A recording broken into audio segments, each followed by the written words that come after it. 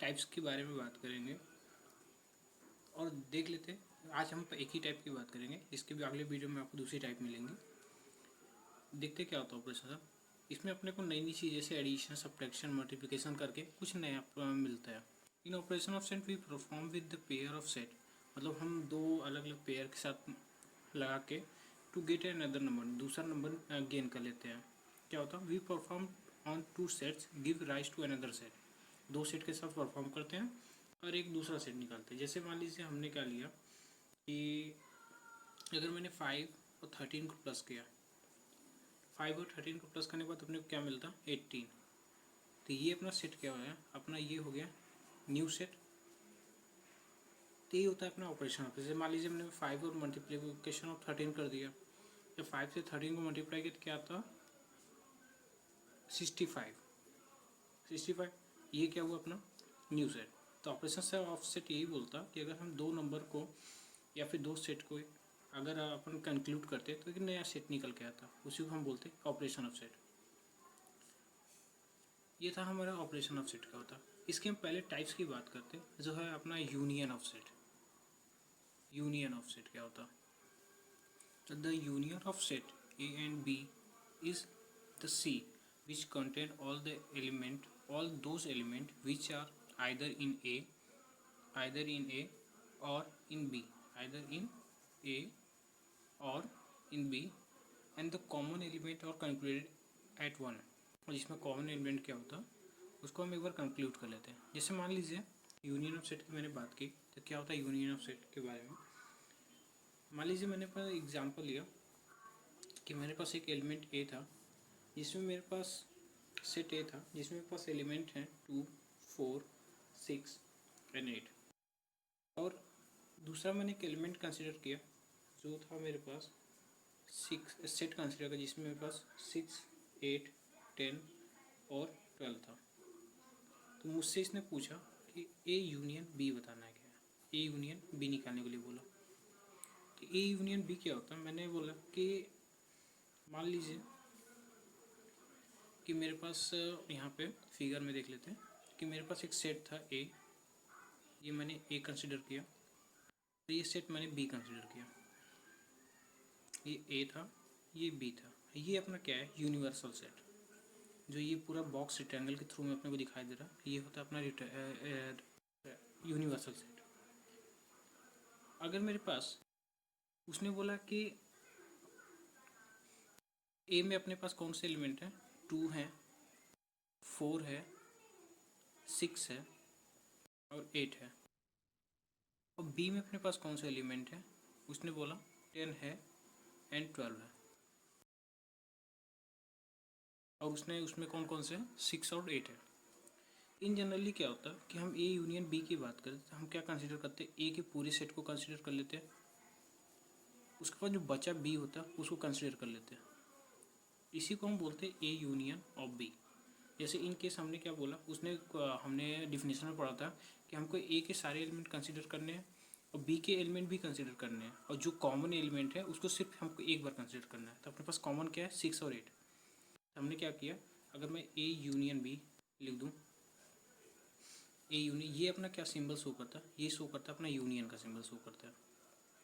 और इसको हम पढ़ते हुए मान लीजिए इस एलिमेंट में अगर हम ए यूनियन बी की बात करें, ए यूनियन बी की बात करें, इस केस में हम पढ़ते क्या है, इसको हम पढ़ते हैं ए यूनियन बी। इसको हम पढ़ते भी ऐसे ही है, ए यूनियन बी। ठीक, तो अपने को सबसे पहले क्या कंसिडर करना है, ए के सारे एलिमेंट कंसिडर कर लेना है। तो अगर ए यूनियन बी की बात करते हैं, ए के सारे एलिमेंट कौन कौन से, 2, 4, 6 और 8। अपने पास कितने, 2, 4, 6 और 8। और इसमें कॉमन कौन से एलिमेंट हैं, ये कॉमन एलिमेंट है 6 है और 8 है। इसमें क्या है कॉमन है, 6 और 8 है। तो हम क्या कंसिडर कर लेते हैं, इसको मैंने एक 6 और 8 हमने एक बार कंसिडर कर लिया, तो दोबारा इसको कंसिडर करने की जरूरत नहीं है। बाकी एलिमेंट बी के कौन से बचे, बी के बचे 10 एंड 12। इसी को हम बोलते हैं ए यूनियन ऑफ बी। जैसे इस स्टेटमेंट में दिखाया था कि पहले 2 और 4 को कंसिडर कर लिया, फिर 6 और 8 को कंसिडर कर लिया, फिर इस पूरे को कंसिडर करने पर जो बचा हुआ है सिर्फ उसको हम कंसिडर करें। बस ये पोर्शन बचा, ये तो पहले से ही हो गया, ये पोर्शन बचा था, फिर हम इसको कंसिडर कर लेते हैं। इसी को हम बोलते हैं ए यूनियन बी। एक एग्जांपल लेते क्या होता है ए यूनियन बी में। मेरे पास एक एलिमेंट कंसिडर किया, सेट कंसिडर किया, जिसमें पास अपने पास एलिमेंट है ए ई आई ओ यू, अपने पास ये एलिमेंट है।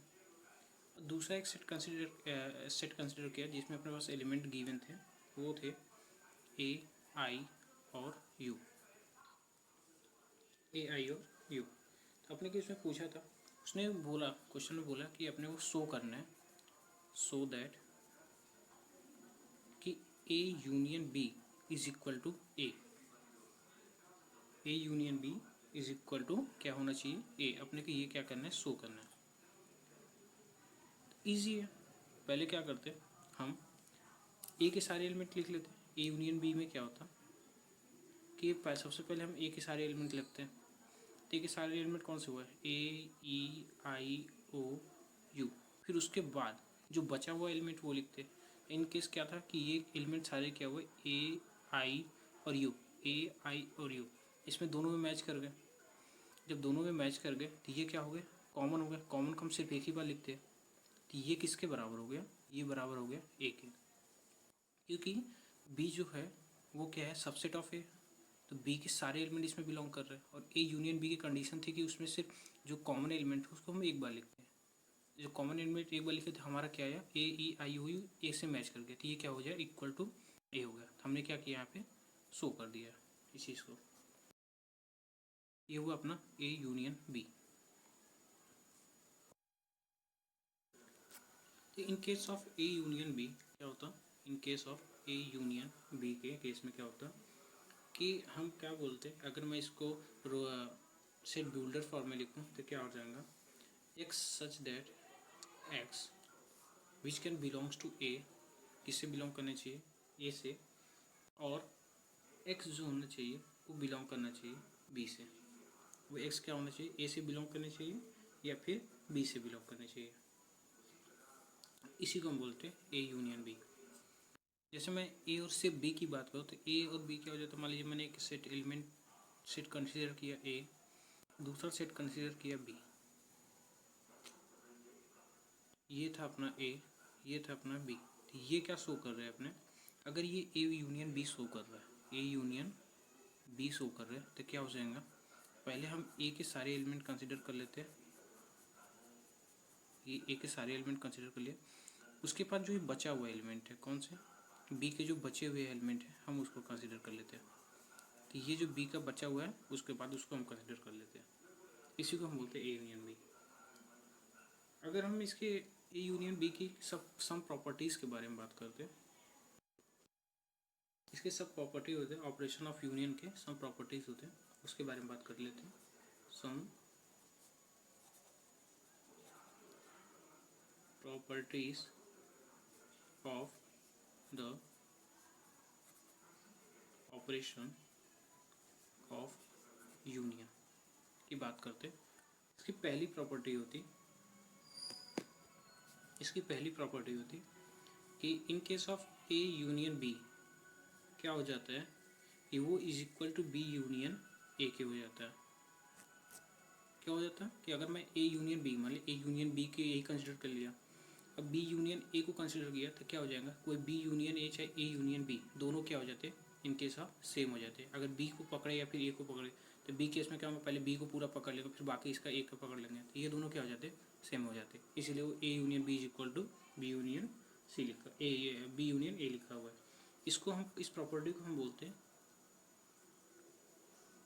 कम्यूटेटिव लॉ, इसको हम बोलते हैं कम्यूटेटिव लॉ।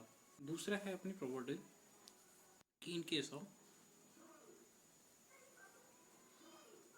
ए यूनियन बी, अगर इस वो किसके हो जाए, equal to union of C, इस केस में हम इसको क्या करते हैं, इसमें क्या हो जाएगा, इसमें हो जाएगा A union B union C bracket में।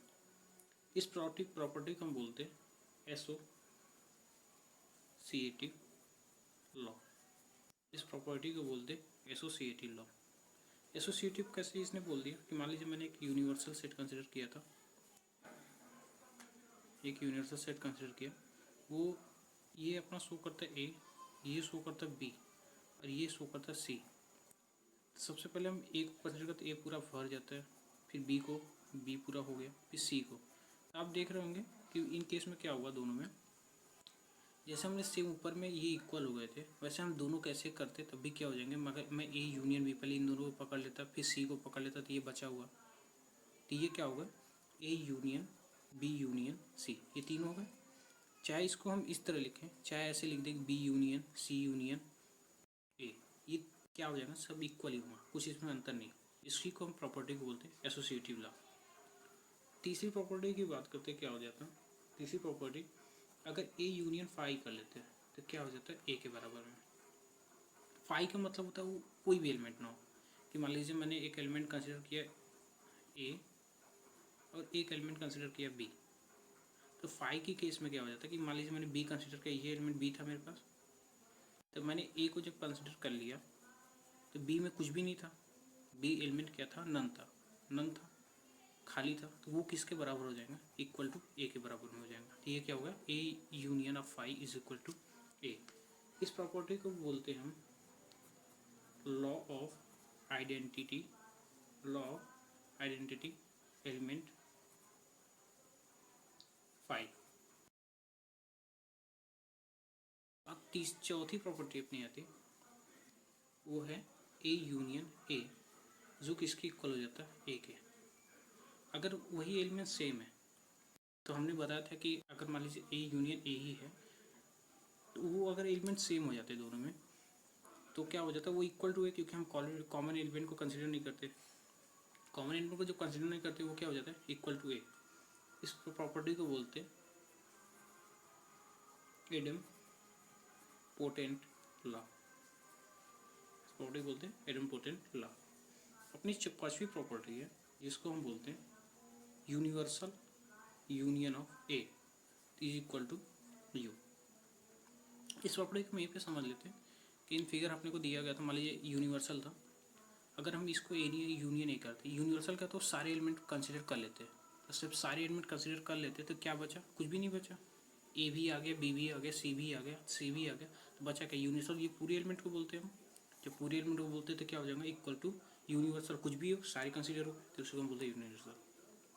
ये हो गई सभी प्रॉपर्टी के बारे में। इस वीडियो में इतना ही रहने देते हैं, अगला हमारा रहेगा इंटरसेक्शन ऑफ सेट, उसके बारे में पूरी डिटेल में बताएंगे क्या होता है intersection of set. Thank you.